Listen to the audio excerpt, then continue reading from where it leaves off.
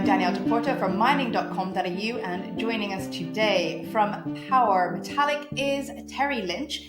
Now, Terry, we understand that you've made a very big and exciting appointment to your board.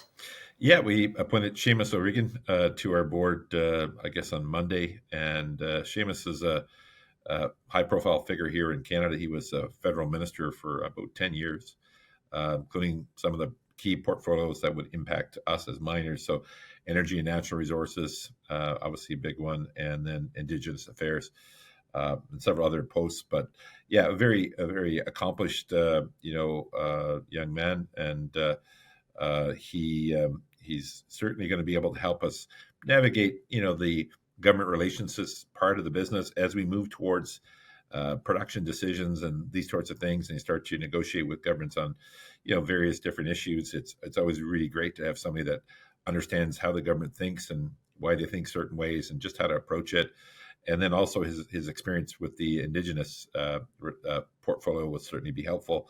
We've got great relationships with our Indigenous partners, the James Bay Cree, but you can never have too many thoughts and positive sort of perspectives on how to do these things. So having somebody that's got that and who's joined the board, is really fantastic for us and give us I think proper guidance going forward. So I know that Power Metallic does have a number of projects globally, and you are increasing that roster even just this year. It does sound like this new board member is going to be focused on pushing forward the Canadian operations in particular. Yeah, I mean, I reconnected with Seamus. We re-met. He's a St. FX grad like I am, so I've met him at many alumni functions over the years. He was a high-profile media figure in Canada before he got in politics. So there's always a future career for you in politics if you're a media presenter. But in talking to him, we were at the Trilateral Commission in Washington, and so he's got extensive contacts around the world. That's one of the great things about when you're in a high-level, cabinet minister position in a country like Canada. You get to meet other people that can open doors, and who to call. So that's part of the battle, is just knowing who to call. And be able to get somebody to pick up the other phone. Right. So certainly that he's got that ability, and we'll certainly look to use that to further our objectives in terms of growing the business. Definitely sounds like a unique skill set to have within a mining operation. And I do understand that's probably going to also be helpful given that you are exploring a dual listing, ideally in America, potentially Australia. Are there any updates on that front for our viewers? Yeah, so we've advanced quite a bit now with the New York process. So we'd expect probably to have a firm, announcement date on that in September, and all systems are go on listing there. We have done a bunch of work on the ASX as well. We've held off on that, for the moment.